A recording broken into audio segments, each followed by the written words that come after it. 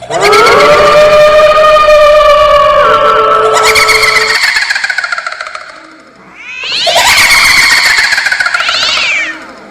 اللہ الرحمن الرحیم۔ السلام علیکم، welcome to my channel Urdu horror centre. تو آئیے سنتے ہیں آج ایک سبق آموز کہانی۔ وہ اس وقت ریسٹورانٹ کی کرسی پر بڑی بے فکری سے بیٹھا ہوا تھا۔ رہنا ابھی تک پہنچی نہیں تھی۔ اس کی عادت تھی وہ مقررہ وقت پر پہنچ جاتی تھی۔ یہ پہلا موقع تھا کہ وہ آج آدھ گھنٹہ گزر جانے پر بھی نہیں پہنچی تھی۔ بیرا بھی اس کے آرڈر کا منتظر تھا، اس لیے وہ بار بار اس پر نظر ڈال رہا تھا۔ آدھ گھنٹہ مزید گزر جانے پر رہنا گیٹ سے اندر داخل ہوتی نظر آئی۔ اسے دیکھ کر راحیل کے چہرے پر مسکراہٹ توڑ گئی۔ اسے پوری امید تھی کہ رہنا ضرور آئے گی اور وہ ریسٹورانٹ میں داخل ہو چکی تھی۔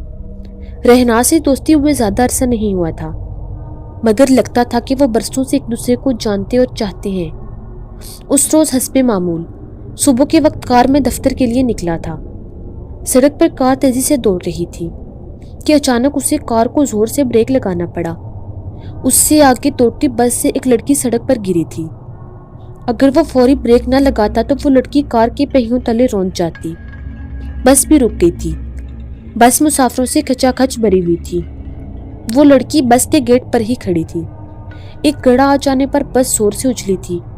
ایسے میں وہ اپنا توازن برقرار نہ رکھ سکی تھی اور لڑک کر نیچے جا گری۔ سر پر شدید چوٹ آنے پر وہ لہو لہان تھی۔ بس سے لوگ نیچے اتر آئے تھے اور ڈرائیور کو برا بھلا کہہ رہے تھے کہ وہ بس کو اندھا دھند بھگاتے ہیں۔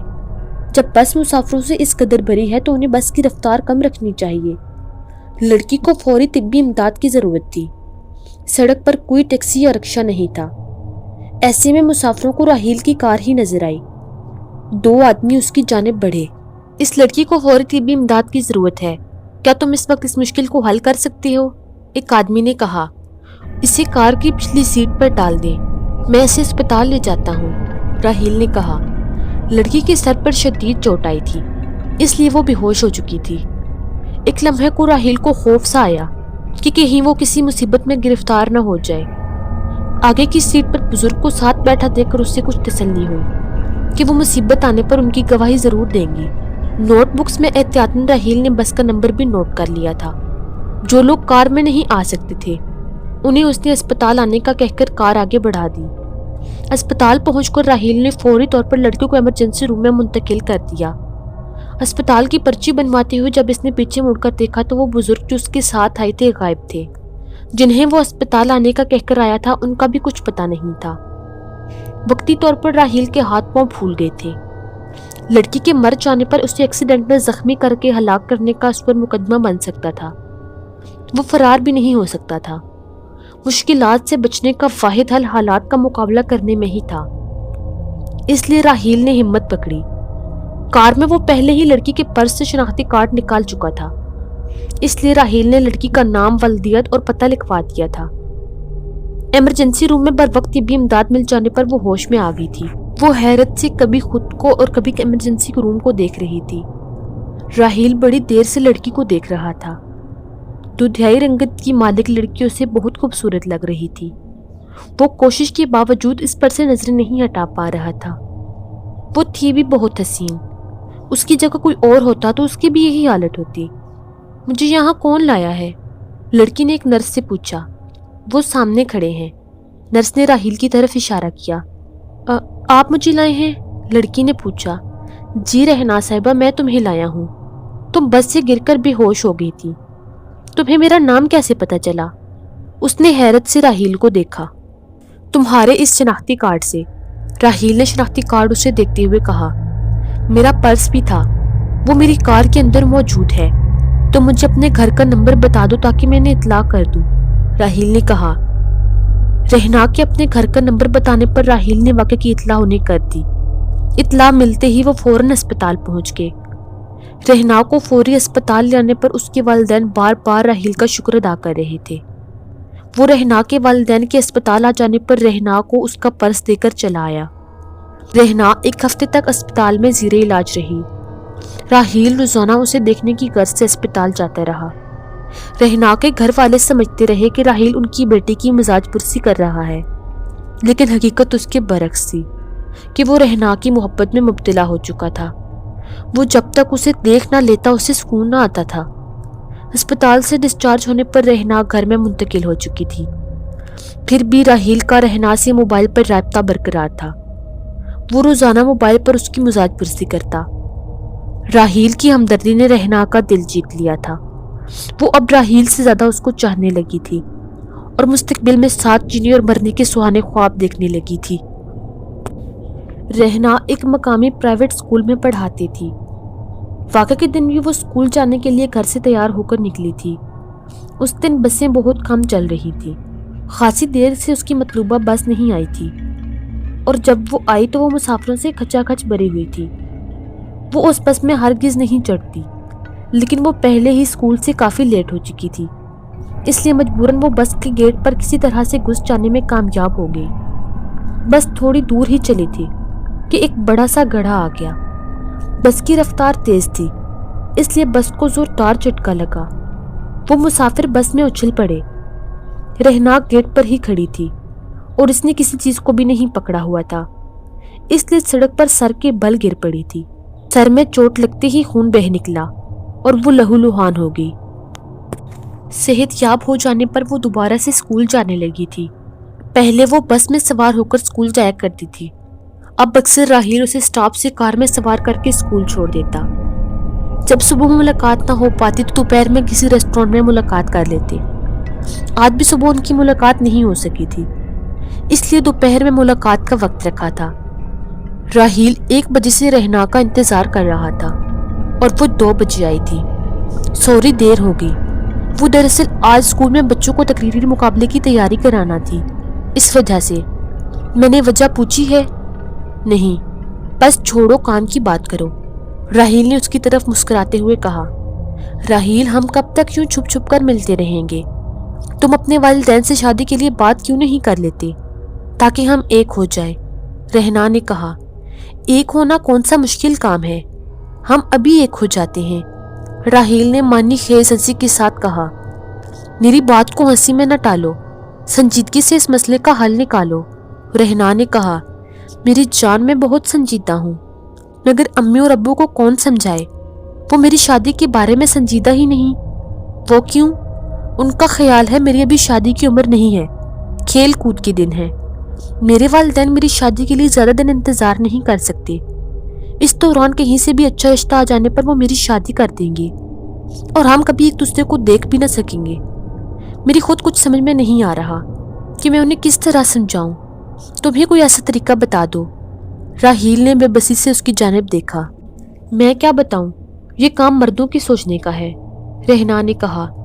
میری سمجھ میں ایک ہی بات آ رہی ہے کہ ہم کورٹ میرج کر لیں، راحیل نے رہنا کی آنکھوں میں جھانکتے ہوئے کہا۔ راحیل، ایسا سوچنا بھی نہیں، اس میں ہمارے والدین کی رسوائی ہے، لوگ طرح طرح کی باتیں کریں گے۔ رہنا یہ کہتے ہوئے سوچ میں پڑ گئی۔ راحیل کے آرڈر دینے پر بیرا کولڈ ڈرنک لے آیا تھا۔ کس سوچ میں پڑ گئی؟ کولڈ ڈرنک پیو، اس مسئلے کا بھی حل سوچ ہی لیں گے، راحیل نے ہنستے ہوئے کہا۔ رہنا نے خاموشی سے کولڈ ڈرنک پینا شروع کر دی۔ وہ گہری سوچوں میں غرق تھی۔ اس کے والدین رہنا کی شادی کر کے اسے فرض سے جلد سبکدوش ہونا چاہتے تھے۔ راحیل اس سے محبت کا دم تو بھر رہا تھا، مگر شادی کے معاملے میں سنجیدہ نظر نہیں آ رہا تھا۔ یہ بات رہنا کے لیے تکلیف کا سبب بن رہی تھی۔ کہیں سے بھی اچھا رشتہ آنے پر اس کی فوراً شادی ہو سکتی تھی۔ رات میں راحیل جب دوستوں کی محفل میں بیٹھا تو وہ بہت خاموش تھا۔ اس کی خاموشی کو دیکھ کر سبھی دوست حیران تھے۔ کیا بات ہے راحیل، بڑے خاموش ہو؟ شکیل نے وسکی کا گلاس اٹھاتے ہوئے کہا۔ دوستو، بات ہی ایسی ہے، تمہارے دوست ایک خوبصورت چڑیا پھانسی تھی، وہ اب ہاتھوں سے نکلتی جا رہی ہے، راحیل نے کہنا چاہا۔ پہلی بار سن رہے ہیں کہ راحیل نے کسی خوبصورت چڑیا کو پھانسا اور وہ ہاتھوں سے نکلتی جا رہی ہے، ایاز نے حیرت سے پوچھا۔ کہیں خوبصورت چڑیا کا نام رہنا تو نہیں؟ ندیم نے معنی خیز مسکراہٹ چہرے پر لاتے ہوئے کہا۔ ہاں، میں رہنا کے بارے میں ہی سوچ رہا ہوں، اسے پھانسنے کے لیے میں نے بہت محنت کی ہے، مگر ایسا لگتا ہے وہ میرے ہاتھوں سے نکل جائے گی، راحیل نے کہا۔ راحیل، تم اس بھنورے کی طرح ہو جو ہر کلی کا رس چوس لینے کی صلاحیت رکھتے ہو، پھر تم ایسی مایوسی کی باتیں کیوں کر رہے ہو؟ صلاح الدین نے گلاس میں جام اڈلتے ہوئے کہا۔ تم درست کہہ رہے ہو، میری دولت کی چمک دمک دیکھ کر اچھی سے اچھی لڑکی بھی بہک جاتی ہے، لیکن رہنا ان لڑکیوں سے مختلف ہے۔ وہ مجھے اپنے نزدیک ہی نہیں آنے دیتی۔ وہ تمہیں نزدیک نہیں آنے دیتی تو تم اس کے نزدیک چلے جاؤ، تمہارا کام بن جائے گا، ایاز نے آنکھ مارتے ہوئے کہا۔ وہ بہت ہی محتاط لڑکی ہے، ریسٹورانٹ کے علاوہ کہیں نہیں جاتی۔ کار میں بھی کوئی کھانے کی چیز دوں تو بہانے سے بعد میں کھانے کا کہہ کر وہ چیز پرس میں رکھ لیتی ہے۔ راحیل نے بتایا، تم شکاری ہو، کوئی نیا جال لے آؤ، وہ خود بخود پھنس کر رہ جائے گی۔ اس موقع پر ہم دوستوں کو مت بھولنا، ندیم نے کہا۔ نہیں بھولوں گا، تم مجھے کچھ بتاؤ کہ کس طرح سے اسے اپنے جال میں پھانسوں۔ راحیل نے کہا۔ ہمارا حصہ پکا ہے نا؟ ایاز نے پوچھا۔ ہاں بھائی پکا، پھر کان ادھر لاؤ۔ ندیم سرگوشی کے انداز میں راحیل سے مخاطب ہوا۔ ندیم نے راحیل کے کان میں کچھ کہا اور راحیل کے چہرے پر مسکراہٹ توڑ گئی۔ زبردست، تم پکے شیطان ہو، کیا زوردار منصوبہ بنایا ہے۔ اس جال میں وہ زبردست طریقے سے پھنس کر رہ جائے گی، راحیل نے کہا۔ وہ پھڑپھڑا بھی نہیں سکے گی، ایاز نے کہا۔ صبح جب رہنا اسکول جانے کے لیے راحیل کی کار میں بیٹھی تو وہ بہت خوش دکھائی دے رہا تھا۔ کیا بات ہے، آج بڑے خوش دکھائی دے رہے ہو؟ رہنا نے پوچھا۔ ہاں بات ہی ایسی ہے، میرا ایک دوست جمشید، اس کے گھر والے اس کی مرضی کے خلاف شادی کرنا چاہتے تھے، پھر اچانک وہ اس کی مرضی کی جگہ شادی کرنے کو تیار ہو گئے، اس لیے میں بہت خوش ہوں۔ کیا واقعی؟ ہاں بھائی میں سچ کہہ رہا ہوں، راحیل نے کہا۔ تمہارے دوست نے ایسا کیا عمل کیا جو اس کے گھر والے مان گئے؟ وہ بتا رہا تھا کہ اس نے کسی مزار پر جا کر دعا مانگی تھی جو قبول ہو گئی، راحیل نے بتایا۔ پھر تمہارا کیا ارادہ ہے؟ رہنا نے پوچھا۔ کس بارے میں؟ راحیل نے چونکتے ہوئے پوچھا۔ جب تمہارے دوست کی دعا قبول ہو سکتی ہے تو تمہاری کیوں نہیں؟ رہنا نے کہا۔ کمال ہے، میرا ذہن اس طرف گیا ہی نہیں۔ جب میرے دوست کی دعا قبول ہو سکتی ہے تو پھر میری بھی ہو سکتی ہے۔ میں آج ہی اپنے دوست سے تفصیل معلوم کر لوں گا۔ تفصیل پوچھ کر کیا کرو گے؟ تم بھی کسی مزار پر جا کر دعا مانگو، رہنا نے کہا۔ دعا میرے دوست کی قبول ہوئی ہے، مجھے اسے پوچھنا پڑے گا کہ وہ کس مزار پر گیا تھا اور اس نے ایسی کیا دعا مانگی تھی جو فوراً قبول ہو گئی۔ مزارات پر بہت لوگ جاتے ہیں، ہر کسی کی دعا قبول نہیں ہوتی۔ ہاں بھائی یہ بھی سچ ہے، ہر کسی کی دعا کہاں قبول ہوتی ہے، رہنا نے کہا۔ راحیل نے رہنا کے اسکول آ جانے پر اسے وہاں اتار دیا اور آگے بڑھ گیا۔ وہ دل ہی دل میں خوش ہو رہا تھا کہ رہنا اس کے جال میں خود بخود پھنستی جا رہی ہے۔ دوسرے دن ملاقات پر خود ہی رہنا نے سوال کر ڈالا کہ اس نے اپنے دوست سے ملاقات کی یا نہیں۔ ہاں بھائی مجھے یاد تھا، میرے دوست سے ملاقات تو نہ ہو سکی مگر موبائل پر بات چیت ہو گئی تھی۔ اس نے بتایا تھا کہ وہ لینجر جھیل کے وسط میں واقع نوری جام تماچی کے مزار پر اپنی دوست کے ساتھ گیا تھا اور وہاں اس نے دعا مانگی تھی، کیونکہ اسے بھی کسی نے بتایا تھا کہ جس کے ساتھ شادی کرنی ہے اسے ساتھ لے جا کر دعا مانگنی ہے۔ کیا اکیلے جانے سے دعا قبول نہیں ہوگی؟ رہنا نے پوچھا۔ میرے دوست کو جس نے یہ بات بتائی تھی اسے بھی کسی نے یہی بتایا تھا کہ ایسا کرنے سے اس کی دل کی مراد پوری ہوتی تھی، پوری ہوئی تھی۔ پھر میرے دوست نے بھی ایسا ہی کیا تھا، اس کی مراد بھی پوری ہو گئی۔ میں بھی یہ سوچ رہا ہوں کہ ہماری مراد کس طرح پوری ہوگی۔ تمہارے والدین کسی صورت تمہیں میرے ساتھ اکیلا نہیں جانے دیں گے۔ یہ کہتے ہوئے راحیل سوچ میں پڑنے کی ایکٹنگ کرنے لگا۔ میرے والدین کیا کسی اور کے بھی والدین کسی اجنبی لڑکے کے ساتھ اپنی بیٹی کو تنہا نہیں بھیجیں گے؟ رہنا نے کہا۔ ٹھیک ہے پھر ہم خود کو حالات کے دائرے پر چھوڑ دیتی ہیں، نصیب میں شادی لکھی ہوئی تو ہو جائے گی۔ ایسا نہ کہو، مجھے کچھ سوچنے دو، ہمیں آخری کوشش کرنی چاہیے، ہو سکتا ہے کہ کوئی حل نکل آئے۔ ہاں سوچ لو، شاید کوئی حل سمجھ میں آ جائے، راحیل نے کہا۔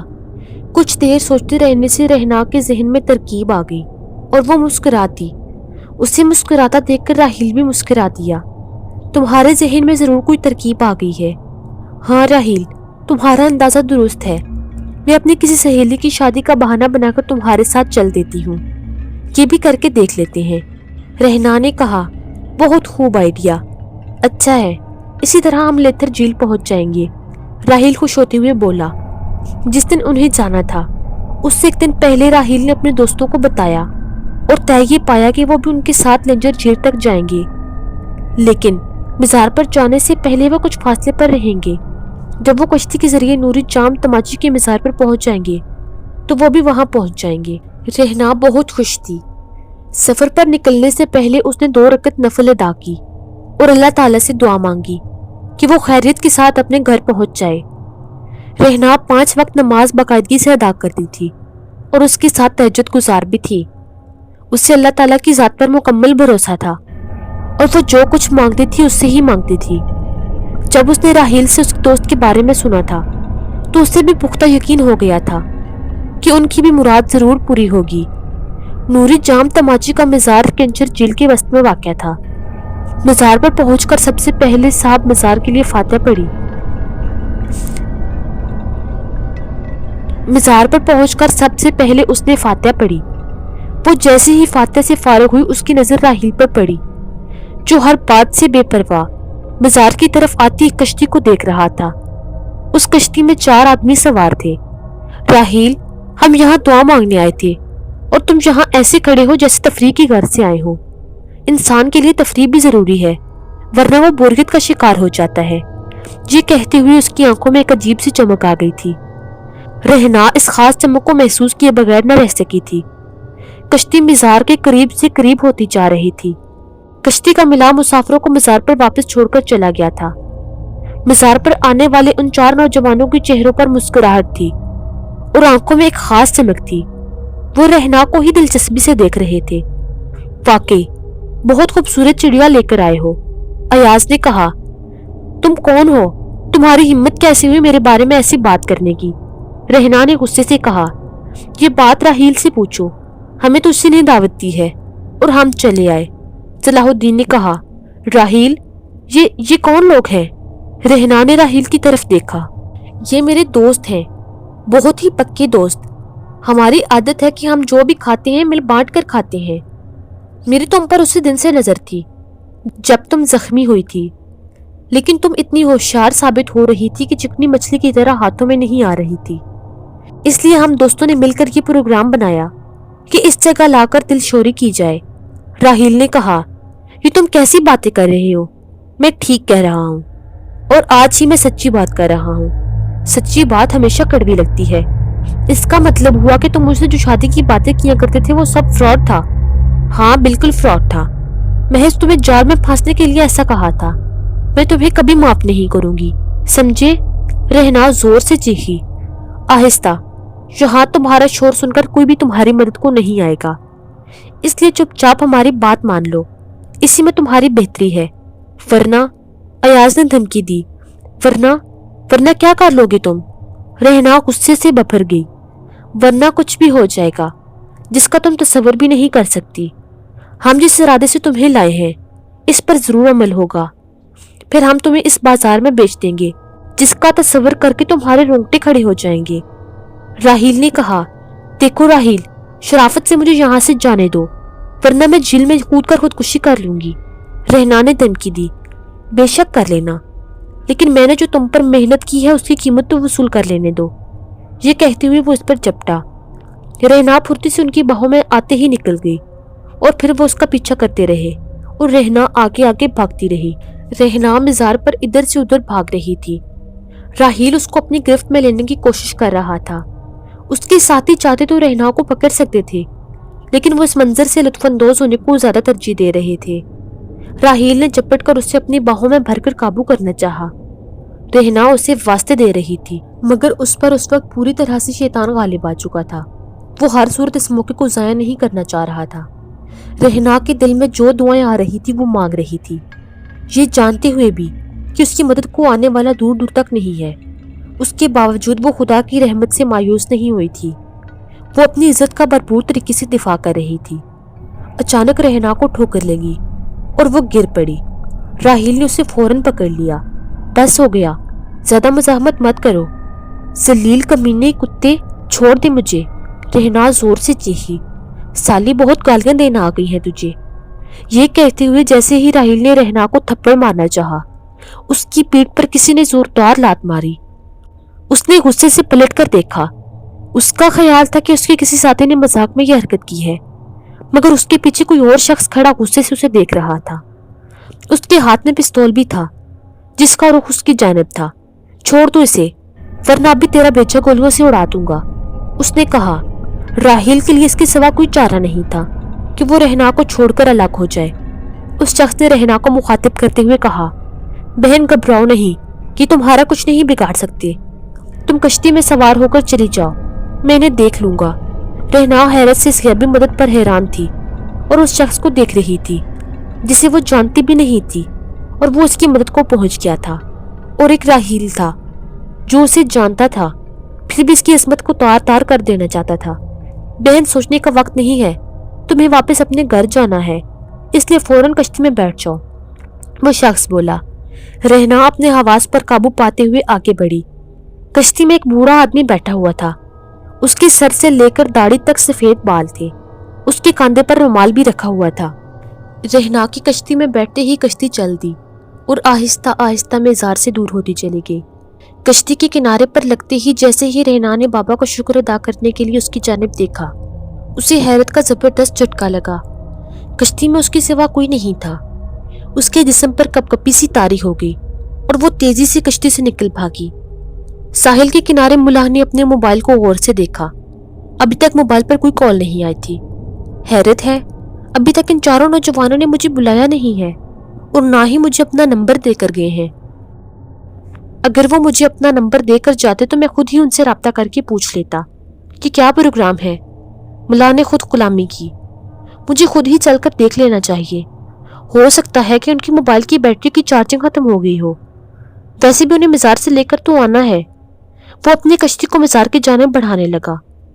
मज़ार आने पर वो मज़ार के अहाते में दाखिल हो गया, लेकिन फिर उसे जोरदार झटका लगा। हैरत से उसकी आंखें फटी की फटी रह गईं। वहां इन नौजवानों का कोई नामो निशान नहीं था।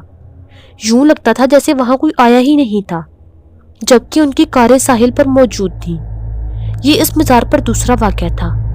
इससे कबल 5 अफराद की गोलियां लगी लाशें मिली थी।